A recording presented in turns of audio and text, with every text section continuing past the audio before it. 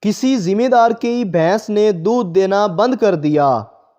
ذمہ دار بڑا پریشان ہوا، اسے ڈاکٹر کے پاس لے کر گیا۔ ڈاکٹر نے ٹیکے لگائے لیکن کوئی فرق نہ پڑا۔ اس کے بعد وہ بھینس کو کسی سیانے کے پاس لے گیا۔ سیانے نے دیسی ٹوٹکے لگائے لیکن وہ بھی بیکار ثابت ہوئے۔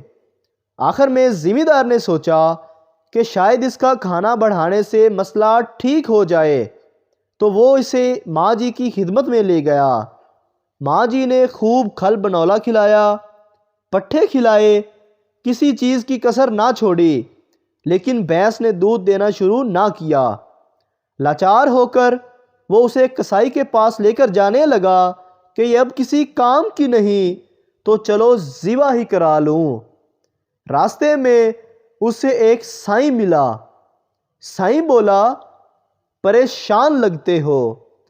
ذمہ دار نے کہا، میری بھینس دودھ نہیں دیتی۔ سائیں نے کہا، اچھا تم کٹا کہاں باندھتے ہو؟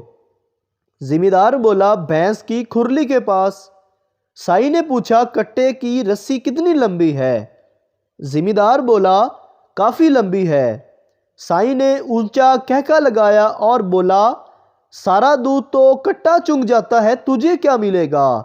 کٹے کو بھینس سے دور باندھو اور دیکھنا دودھ مل جائے گا۔